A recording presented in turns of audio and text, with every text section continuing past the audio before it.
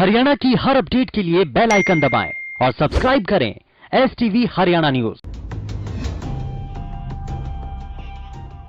और अब रुख करेंगे उस मंच की ओर जिसका नाम है हरियाणा की आवाज, जहां हम जुड़ते हैं सीधे आपके साथ, लेते हैं आपकी राय और बनते हैं आपकी आवाज।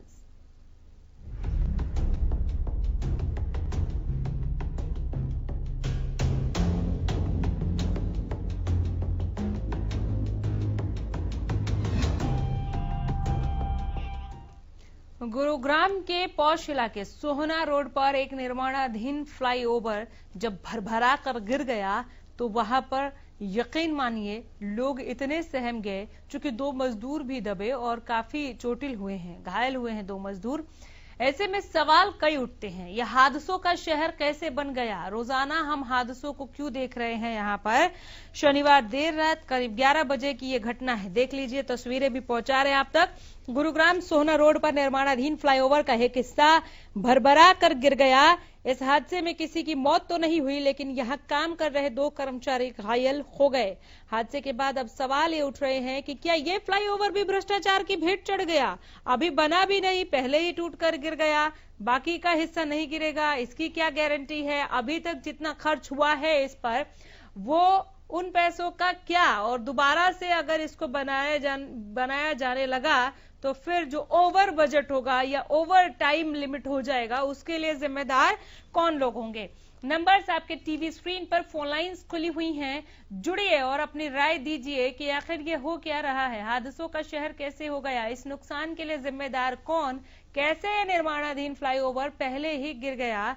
क्या ये एक और बानगी है ये दिखाने का कि ये फ्लाईओवर भी भ्रष्टाचार की भेंट चढ़ गया? साइबर सिटी में इतनी कमियां क्यों? आजकल कमियों का एक तरीके से आप देखिए बाढ़ आ गई है साइबर सिटी में, एक के बाद एक कहीं ना कहीं से कोई खामी निकलकर सामने आ जाती है। अब जैसे ही फ्लाईओवर गिरा, वैसे ही एक और कमी हमारे सामने है। बारिश में गुरुग्राम में बदहाली की आखिर वजह क्या है? बारिश ने भी बहुत कुछ तबाह कर दिया, निपट नहीं पाए हम 2 दिनों की बरसात से। क्या निर्माण कार्यों में धांधली की जा रही है? एक इशारा ये भी हो सकता है। हमारे साथ वीपी यादव जुड़ गए हैं। यादव जी नमस्कार। नमस्कार बहन जी, बहुत बहुत हमारी नागा बाबा पूर्णानंद मंगलानंद सेवा समिति नंदगांव की तरफ से हार्दिक बधाई। बहुत शुक्रिया। बोलिए सर।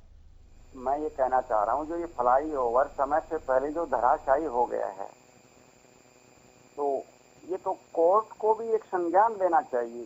भ्रष्टाचार कोर्ट ने भी माना है कि भ्रष्टाचार अभी तक मिटा नहीं है, जड़ से 50% से भी ज्यादा रह चुका है।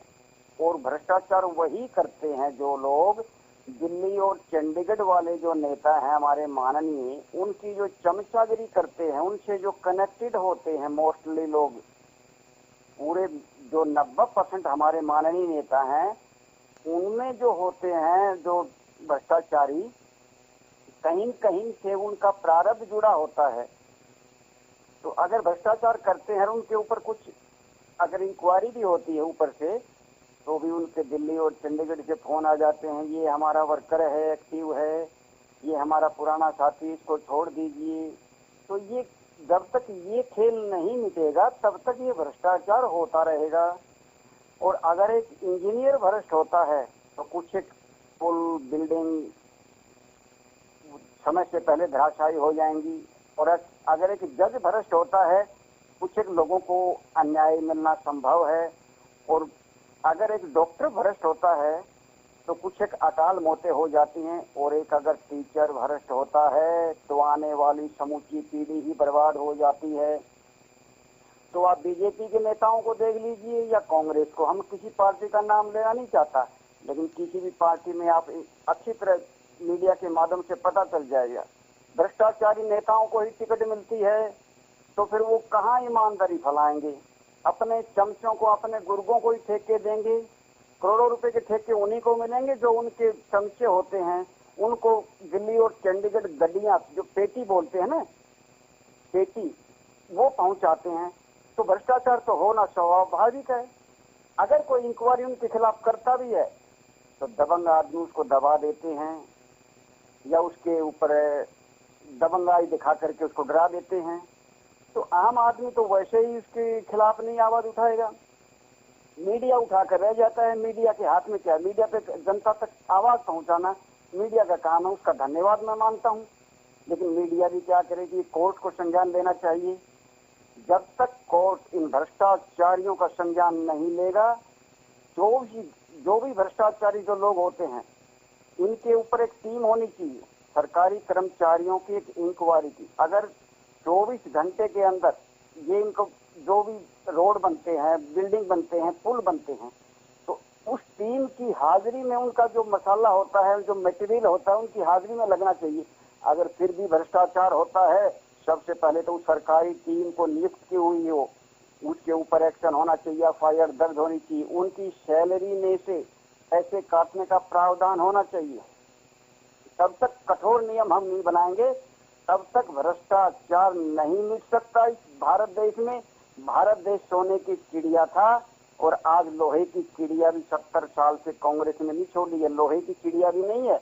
लेकिन मोदी जी के शासन में वापिस सोने की चिड़िया, हमें होप है, पूरी होप है, क्योंकि ये संत रूप में कार्य कर रहे हैं। सीएम मनोहर लाल जी खट्टर के नेतृत्व में, मार्गदर्शन में हमें पूर्ण विश्वास है। ये जो लोग हैं, ये सिर्फ पेट भरते हैं, पेटी नहीं भरते। और कांग्रेसी जो लोग हैं, वो पेट और पेटी दोनों भरते थे।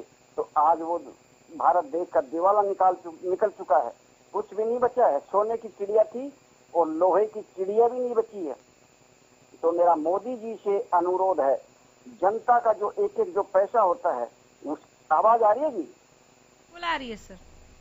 हाँ, मैं ये कह रहा हूँ, मेरा मोदी जी से विशेष प्रार्थना है, पोलाइटली रिक्वेस्ट है, सीएम मनोहर लाल जी को आदेश दिया जाए कि जो भ्रष्टाचारी हैं, भ्रष्टाचार करते हैं, 24 घंटे के अंदर ऐसा प्रावधान होना चाहिए, 24 के अंदर घंटे के अंदर उनके ऊपर हथकड़ी लग जाए। तो ये संभव है भ्रष्टाचार रुकना। नहीं ऐसे ही भ्रष्टाचार होता रहेगा। जनता का एक गरीब का पैसा गरीब तक नहीं पहुंच रहा। गरीबों को ये योजनाएं हैं, वो गरीबों तक नहीं पहुंच रही, 700 में ही पहुंच जाती हैं, लेकिन पैसा खा जाते हैं। करोड़ों रुपए का घोटाला हो जाता है। इंक्वायरी होती है, टीम बैठाते हैं, लेकिन कुछ उनका होना जाना कुछ नहीं, क्योंकि उनके ऊपर ब्लैसिंग होता है हमारे माननीय नेताओं का। और जिनके पास वोट बैंक होता है, वो तो कितना भी भ्रष्टाचार करो, कितना घोटाला करो, उनका तो कुछ बिगड़ना ही नहीं है। वोट बैंक के ऊपर अपना दबदबा, नेताओं को कंट्रोल करते हैं, कुछ तो नेताओं को ही काबू करते हैं जिनके पास वोट बैंक है। और जिसके पास वोट बैंक है, तो नेता तो उनकी हाजिरी लगाते हैं। तो नेता, आजकल के नेता तो क्या नेता रह गए? कहने को तो नेता हैं, लेकिन नेता तो सुभाष चंद्र बोस जैसे थे, जो आज उनका नाम लेते ही हमारे आंखों में पानी आ जाता है। सेलुलर जैसी जेल में उन्होंने कितनी ही देश के लिए यातनाएं झेली, और आज वही देश भ्रष्टाचार की भेंट चढ़ रहा है।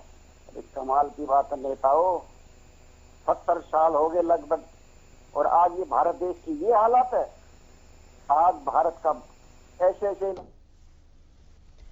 चलिए, फोन डिस्कनेक्ट हो गया, लेकिन यादव जी मैं चाहूंगी दोबारा जरूर फोन कीजिएगा। हालांकि एक छोटे से ब्रेक पर हम जा रहे हैं। ब्रेक के उस पर आप सब जो हादसे हो रहे हैं, नित्य नए हादसे गुरुग्राम में, इसके लिए जिम्मेदार कौन है? ये नया हादसा तस्वीरों के साथ समझाने की और बताने की कोशिश कर रहे हैं। ये खबर लगातार पहुंचा रहे हैं। शनिवार देर रात करीब 11 बजे गुरुग्राम के सोहना रोड पर निर्माणाधीन फ्लाईओवर की तस्वीरें आप देख रहे हैं। इसका एक हिस्सा भरभरा कर नीचे गिर गया।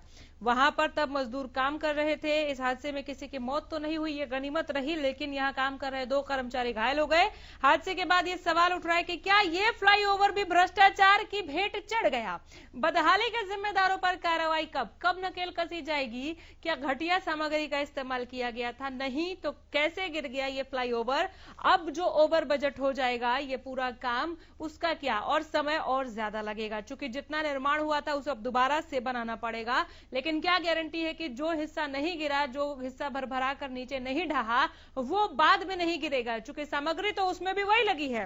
तो कई सारे सवाल जो हैं वो उठ खड़े होते हैं कि क्या निर्माण कार्यों में धांधली की जा रही थी? बारिश में गुरुग्राम की बदहाली की वजह क्या है? हर बार हम देखते हैं कभी हीरो होंडा चौक की सड़क धंस गई, इस बार इफ्को चौक की सड़क धंस गई, उसके बाद अब ये फ्लाईओवर गिर गया। इन बदहाली के जिम्मेदारों पर कार्रवाई कब? नंबर्स आपके टीवी स्क्रीन पर, फोन लाइन्स खुली हुई हैं, जुड़िए और अपनी राय, अपनी प्रतिक्रिया हम तक जरूर पहुंचाइए। इसे किस तरह से देखते हैं आप? कैसे गिर गया पुल का एक हिस्सा? बारिश में गुरुग्राम बदहाल क्यों हो जाता है? साइबर सिटी में आखिर इतनी कमियां क्यों हैं? नाम देखिए कितना सुन के ऐसा लगता है भारी भरकम सा साइबर सिटी, मिलेनियम सिटी, लेकिन जब यहाँ की खबरें निकलकर सामने आती हैं, जब यहाँ की तस्वीर को आप घूमकर देखेंगे तो कई सारी खामियां जो हैं वो एक के बाद एक मुंह बाए खड़े हो जाएंगे आपके आगे। तो साइबर सिटी में इतनी कमियां, इतनी खामियां आखिर क्यों? क्या निर्माण कार्यों में धांधली की जा रही है? साइबर सिटी की बदहाली का असल जिम्मेदार आपको कौन नजर आता है? जो 2 कर्मी यहाँ पर घायल हुए, उनकी जान भी जा सकती थी और भी नुकसान पहुंच सकता था यहाँ पर जान माल को, लेकिन गनीमत रही कि वो बच गए। अगर ऐसी कोई अनहोनी घट जाती यहाँ पर तो क्या तुरंत प्रभाव से एक्शन नहीं लिया जाना चाहिए? अभी तक इस पर क्या एक्शन हुआ वो खुलकर सामने नहीं आया है। कैसे बदहाली की भेंट चढ़ गया ये फ्लाईओवर? ये बारिश के दिनों में हम खासकर देखते हैं इस तरह की जो खबरें हैं वो निकलकर सामने आती है। बारिश में गुरुग्राम की बदहाली का आखिर वजह क्या नजर आता है आपको? जुड़िए हमारे साथ। नंबर्स आपके टीवी स्क्रीन पर लगातार फ्लैश कर रहे हैं, फोन लाइन्स खुली हुई हैं, ज्यादा से ज्यादा संख्या में फोन करें। ये मंच आप सबों के लिए, आपकी आवाज, आपकी राय, आपकी प्रतिक्रिया इस मंच की सार्थकता को अंजाम तक पहुंचाती है। बदहाली के जिम्मेदारों पर कार्रवाई कब, आप पूछ सकते हैं। गुरुग्राम के बाशिंदों को तो फटाफट फोन करना चाहिए, क्योंकि इस तरह की लापरवाही, ऐसा भ्रष्टाचार बिल्कुल भी बर्दाश्त योग्य नहीं है। नाकाबिले बर्दाश्त इन चीजों को लेकर खुलकर बोलिए। लगातार नंबर फ्लैश कर रहे हैं। तो ये करप्शन का फ्लाईओवर है क्या? जांच का विषय है, लेकिन तुरंत प्रभाव से त्वरित कार्रवाई होनी चाहिए। रुक रहे हैं यहाँ पर, देखते रहिए हरियाणा न्यूज। नमस्कार।